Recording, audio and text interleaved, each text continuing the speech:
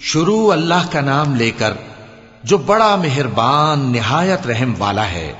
ہم نے نوح کو ان کی قوم کی طرف بھیجا کہ پیشتر اس کے کہ ان پر درد دینے والا عذاب واقع ہو اپنی قوم کو خبردار کر دو۔ انہوں نے کہا کہ بھائیو، میں تم کو کھلے طور پر خبردار کرتا ہوں کہ اللہ کی عبادت کرو اور اس سے ڈرو اور میرا کہا مانو، وہ تمہارے گناہ بخش دے گا اور موت کے وقت مقرر تک تم کو مہلت عطا کرے گا۔ جب اللہ کا مقرر کیا ہوا وقت آ جاتا ہے تو تاخیر نہیں کی جاتی، کاش تم جانتے ہوتے۔ جب لوگوں نے نہ مانا تو نوح نے اللہ سے عرض کی کہ پروردگار، میں اپنی قوم کو رات دن بلاتا رہا لیکن میرے بلانے سے وہ اور زیادہ گریز کرتے رہے۔ جب میں نے ان کو بلایا کہ توبہ کریں اور تو ان کو معاف فرمائے تو انہوں نے اپنے کانوں میں انگلیاں دے لی اور اپنے اوپر کپڑے اوڑھ لیے اور اڑ گئے اور خوب تکبر کرنے لگے۔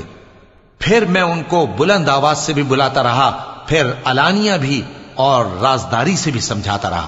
پھر میں نے کہا کہ اپنے پروردگار سے معافی مانگو کہ وہ بڑا معاف کرنے والا ہے۔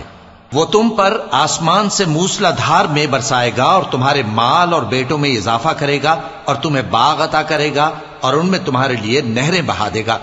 تم کو کیا ہوا ہے کہ تم اللہ کی عظمت کا اعتقاد نہیں رکھتے، حالانکہ اس نے تم کو طرح طرح کی حالتوں میں پیدا کیا ہے؟ کیا تم نے نہیں دیکھا کہ اللہ نے 7 آسمان کیسے اوپر تلے بنائے ہیں اور چاند کو ان میں روشن بنایا ہے اور سورج کو چراغ بنا دیا ہے؟ اور اللہ ہی نے تم کو زمین سے ایک خاص طرح سے پیدا کیا ہے، پھر اسی میں تمہیں وہ لوٹا دے گا اور اسی سے تم کو نکال کھڑا کرے گا۔ اور اللہ ہی نے زمین کو تمہارے لیے فرش بنایا تاکہ اس کے بڑے بڑے کشادہ رستوں میں چلو پھرو۔ آخر میں نوح نے عرض کی کہ میرے پروردگار، یہ لوگ میرے کہنے پر نہیں چلے اور ایسوں کے تابع ہوئے ہیں جن کو ان کے مال اور اولاد نے نقصان کے سوا کچھ فائدہ نہ دیا، اور وہ بڑی بڑی چالیں چلے اور کہنے لگے کہ اپنے معبودوں کو ہرگز نہ چھوڑنا، اور ود اور سوا اور یغوث اور یعوق اور نصر کو کبھی نہ چھوڑنا۔ اور اے پروردگار، انہوں نے بہت لوگوں کو گمراہ کر دیا ہے اور تو ان ظالموں کو اور زیادہ گمراہ کر دے۔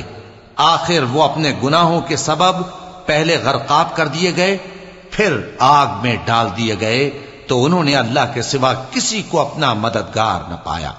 اور پھر نوح نے یہ دعا کی کہ میرے پروردگار، ان کافروں میں سے کسی کو زمین پر بستہ نہ رہنے دے، اگر تو ان کو رہنے دے گا تو یہ تیرے بندوں کو گمراہ کریں گے، اور ان سے جو اولاد ہوگی وہ بھی بدکار اور ناشکری ہوگی۔